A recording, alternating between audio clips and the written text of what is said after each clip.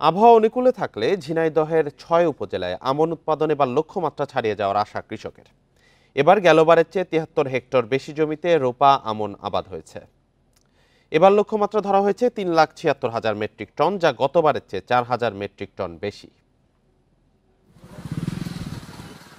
মাঠ জুড়ে সারি সারি রোপা আমন, কৃষকের পরিশ্রমের বিনিময়ে গাঢ় সবুজের সমারোহ। অনুকূল আবহাওয়া আর পোকার উপদ্রব দমনে এবার ঝিনাইদহের ৬ উপজেলায় কাঙ্ক্ষিত ফলনের আশা চাষিদের। কৃষি বিভাগের তথ্য মতে জেলায় এবার ১,০৪,৪৮৫ হেক্টর জমিতে রোপা আমন চাষের লক্ষ্যমাত্রা থাকলেও আবাদ হয়েছে ৭৩ হেক্টর বেশি জমিতে।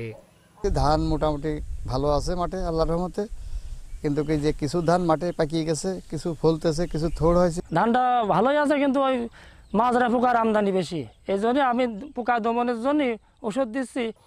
নভেম্বরের প্রথম সপ্তাহ থেকে শুরু হবে ধান কাটা। এবার BR48, BR49, BR51 সহ বিভিন্ন ধানের আবাদ হয়েছে। গত বছর কাঙ্ক্ষিত দাম পাওয়ায় রোপা আমনে আগ্রহ বাড়ে কৃষকের। আউশ কেটে আমন লাগানো হয়েছে এবং আমন কেটে আবার বড় ধান চাষ করা যাবে। এরকমভাবে ধানটা আমার জমিতে মোটামুটি ফলনশীল ভালোই হচ্ছে। জেলা পর্যায়ের কর্মকর্তাদের সঠিক তদারকি এবং পরামর্শের কারণে বর্তমানে মাঠের ফসলের অবস্থা খুবই ভালো।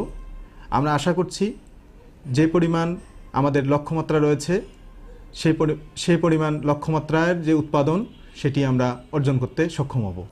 গেল বছর জেলায় ১,০৪,৩৫৫ হেক্টর জমিতে রোপা আমনের চাষ হয়েছে। Independent news.